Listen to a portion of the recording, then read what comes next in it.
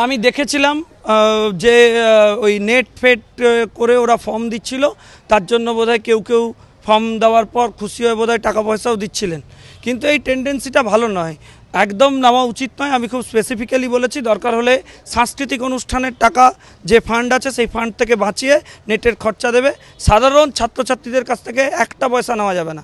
এরপরে অন্য জায়গা থেকে কোনো জায়গা থেকে এই ধরনের অভিযোগ এলে আমরা কড়া ব্যবস্থা নেব। এই ধরনের জিনিস বরদাস্ত করবো না। আজকে কি সবাইকে টাকা ফেরত দেওয়া হয়েছে? সব প্রত্যেককে টাকা ফেরত দেওয়া হয়েছে বলে নির্দেশ দিয়েছি।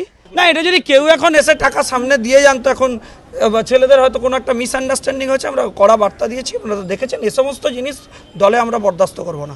টাকা ফাঁকা এসব নেওয়া যাবে না ভাই, এটা আমরা ব্যবস্থা নিচ্ছি। কি হয়েছে না, ইনফ্যাক্ট এটা মিসআন্ডারস্ট্যান্ডিং কোনোভাবে হয়েছিল। অনেক অভিভাবক অভিভাবিকারাও বললেন যে আমাদের অনেকক্ষণ রোদে দাঁড়াতে হয়, এরা করে দিয়েছে। এটাও কেন হবে? এটাও হওয়া উচিত না, কোনো কিছুই হওয়া উচিত না। অফিসিয়ালি বলেছে, আমরা দেখছি বিষয়টা, কি ব্যবস্থা নেওয়া হবে বিষয়টা খতিয়ে দেখছি, আমরা পুরো ব্যাপারটা আমরা খতিয়ে দেখছি।